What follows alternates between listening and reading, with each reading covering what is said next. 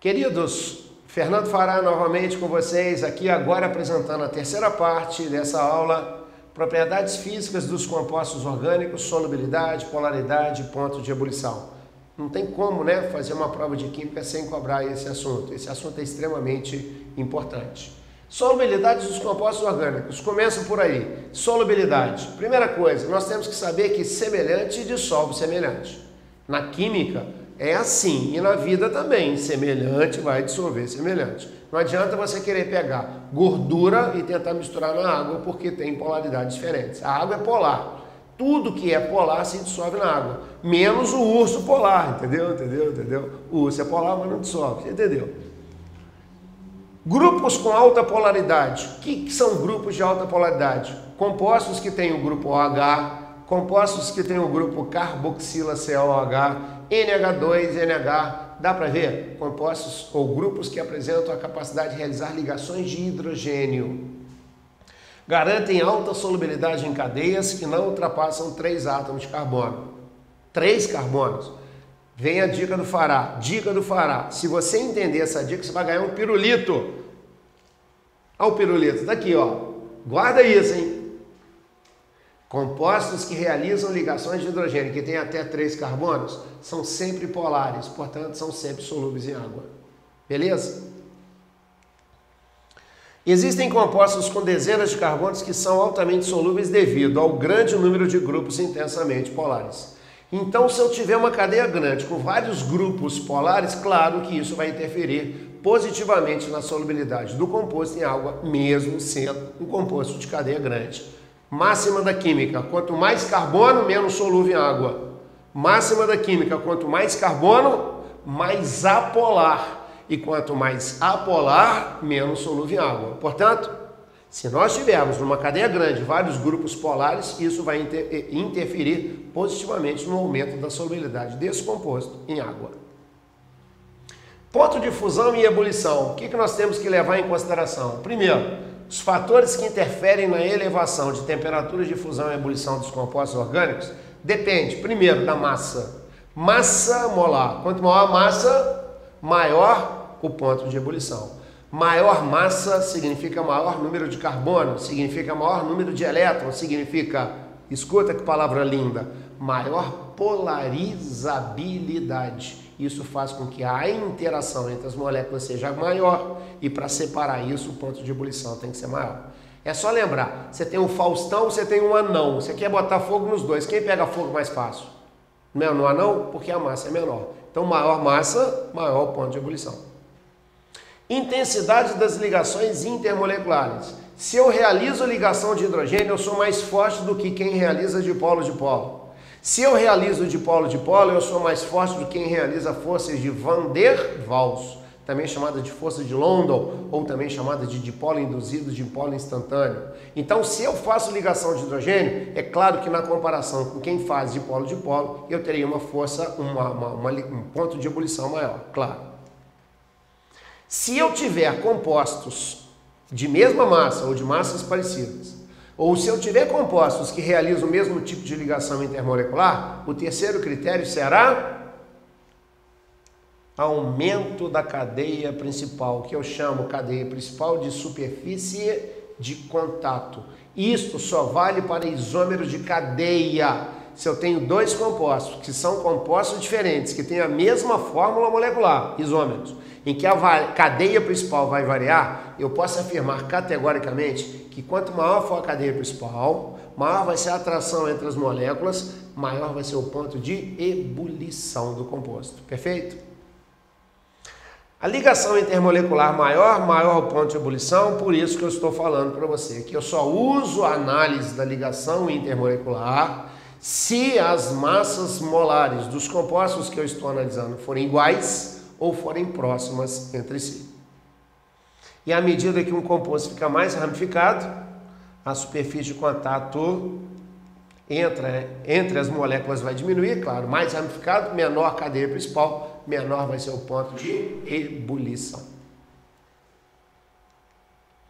Vou te dar aqui exemplos, disso que eu acabei de falar, pode ser que fique mais claro para você. Olha só, Comparando o ponto de ebulição dos compostos metano e butano. Vou ficar de costa para você, mas anjo não tem costa. Metano, CH4, massa molar, 16 gramas mol. Butano, C4H10, massa molar, 58 gramas mol. Ponto de ebulição do butano, menos 139 graus Celsius. Ponto de ebulição do butano, 0 graus Celsius. Dá para notar que daqui para cá o ponto de ebulição aumentou? Aumentou porque daqui para cá a massa molar aumentou. Portanto, maior massa, maior ponto de ebulição. Queridos, agora eu vou te dar um outro exemplo de analisando o ponto de ebulição do etanol com metoximetano. Observe que o etanol tem uma fórmula CH3CH2OH e tem massa molar 46 gramas mol.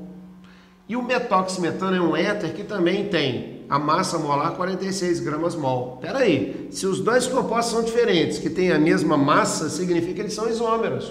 Compostos diferentes que têm a mesma fórmula molecular, C2H6O. Aí você vai dizer, mas por que o ponto de ebulição do etanol é maior do que o ponto de ebulição do éter? Resposta, porque o ponto de ebulição do etanol, que é de 78 graus Celsius, é maior do que o ponto de ebulição do éter, do metoximetano, 34 graus Celsius, simplesmente por isso, ó. O álcool ele tem hidrogênio ligado ao oxigênio, então ele realiza a ligação de hidrogênio. E o éter não tem a capacidade de fazer ligação de hidrogênio entre si, entre as suas moléculas co-irmãs.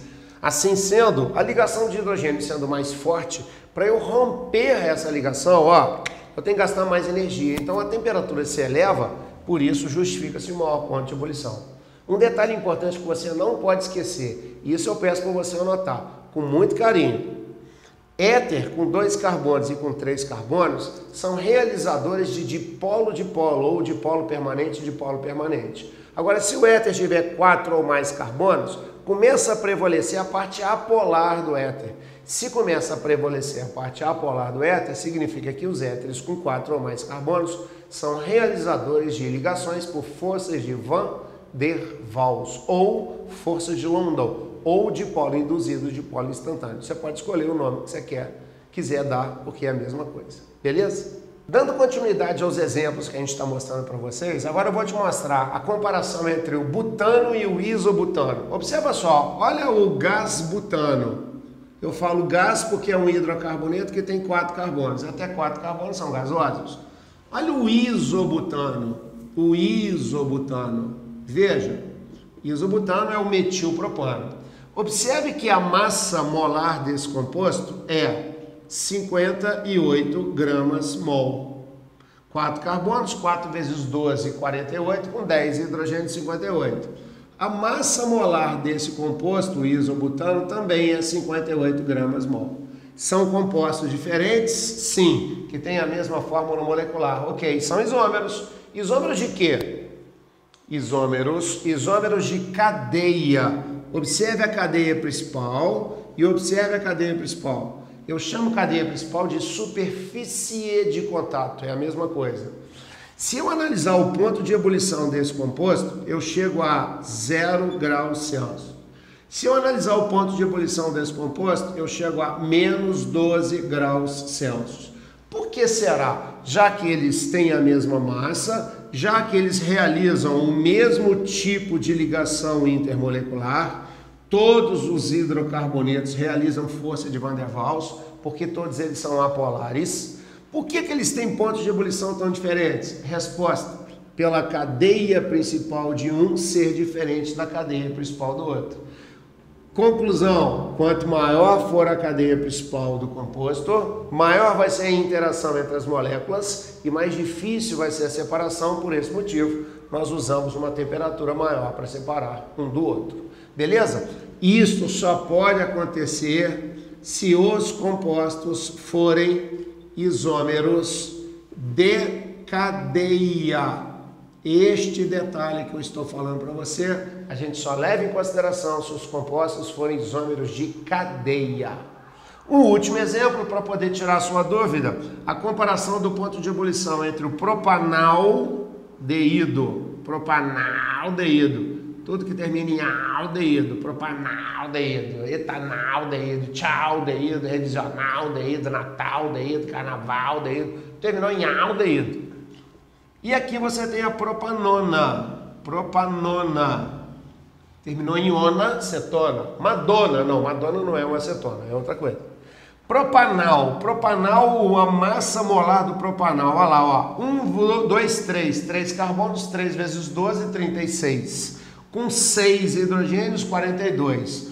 Com 16 do oxigênio, 58 gramas mol. 3 vezes 2, 12, 36, com 6, 42, 58. Beleza. 58, massa molar, 58 gramas mol também da cetona. Tranquilo. Eu queria que vocês observassem o seguinte, esse composto, ele é um composto que realiza dipolo-dipolo, enquanto que esse composto realiza dipolo-dipolo. Beleza, os dois realizam dipolo-dipolo. E agora? A massa é a mesma e o tipo de interação é a mesma. Posso olhar a cadeia? Não, porque eles não são isômeros de cadeia. Eles têm a mesma cadeia e pertencem a funções orgânicas diferentes. Eles são isômeros de função. O que eu vou analisar? A simetria da molécula. Olha só, essa molécula tem o grupo C-O na extremidade da cadeia e este composto tem o grupo C-O no centro da cadeia. Esta molécula é mais simétrica. Se ela é uma molécula mais simétrica, é uma molécula mais polar. E tudo na química que tem maior polaridade terá maior ponto de ebulição. Então, entre aldeído e cetona, pelo fato de serem moléculas simetricamente diferentes, a molécula mais simétrica, a molécula mais equilibrada, ela será uma molécula mais polar, por isso ela terá o maior ponto de ebulição. Perfeito? Queridos, agora a gente vai fazer um exercício a respeito das propriedades físicas usando 2 álcoois como referência. Observa só o exercício. Em relação ao propanol e ao butanol, foram feitas algumas afirmações. Aqui não corresponde ao comportamento diferenciado desses 2 álcoois. É, letra A, a temperatura de ebulição do butanol é maior. O butanol tem 4 carbonos, o propanol tem 3 carbonos. Maior a massa, maior o ponto de ebulição. Tá certo o primeiro item, a letra A. A letra B, o propanol apresenta menor massa molecular. Certo, menor massa molecular pelo fato de ter menor número de carbonos. Na letra C, nas mesmas condições de operação, a volatilidade do butanol é maior. Volátil significa mudar de líquido para gasoso. Quanto mais rápido essa mudança acontecer, menor vai ser a cadeia.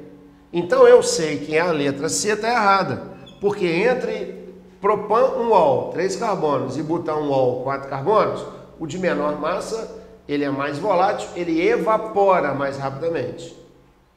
Letra D, o propanol é mais solúvel em água. Sim, eu disse para vocês antes que compostos que fazem ligações de hidrogênio que têm até 3 carbonos são sempre mais solúveis, sempre solúveis em água, sempre muito polares. Portanto, entre propanol e butanol, o propanol é mais solúvel em água, sim, ok. E a letra E, nós temos o butanol é mais solúvel em hexano. Hexano, gente, é um hidrocarboneto. Hidrocarboneto realiza forças de Van der Waals. Por quê? Porque ele é apolar. E o butanol tem uma cadeia com 4 carbonos. Uma cadeia com 4 carbonos, ela passa a ser muito mais apolar. E isso faz com que o item E seja verdadeiro. Realmente, o butanol ele é mais solúvel em hexano do que o propanol. Perfeito? O outro exercício que nós estamos propondo para vocês é em relação às solubilidades em água dos compostos fenólicos. Então eu tenho 3 fenóis aqui, ó. um fenol com 6 carbonos, um fenol com 7 carbonos e um fenol com 6, 7, 8, 9, 10 carbonos. Nós sabemos na química orgânica que quanto mais carbono, menos solúvel em água. Perfeito? Letra A. 1 é o mais solúvel que 2, e o 2 é mais solúvel que o 3, certo? Essa é a resposta correta. Olha a letra B. 1 é menos solúvel que 2. Não. O fato de ter menos carbonos permite a ele ser considerado um composto de maior solubilidade. Letra C. Está dizendo que o 2 é menos solúvel que 1. Não. É, sim. O 2 é menos solúvel que 1, sim. Exatamente por ter mais carbonos. Mas 1 é menos solúvel que 3? Não. O 1 tem que ser mais solúvel exatamente pelo fato de ter menos carbonos. Vocês vão perceber que o fenol tem hidroxila. E se tem hidroxila, claro que vai ser capaz de realizar ligações de hidrogênio. Entretanto, o fenol, o mais simples que tem 6 carbonos. E 6 carbonos já não configuram uma alta solubilidade em água. Os fenóis, portanto, são pouco solúveis em água. Perfeito? Um abraço, muito obrigado, até a próxima.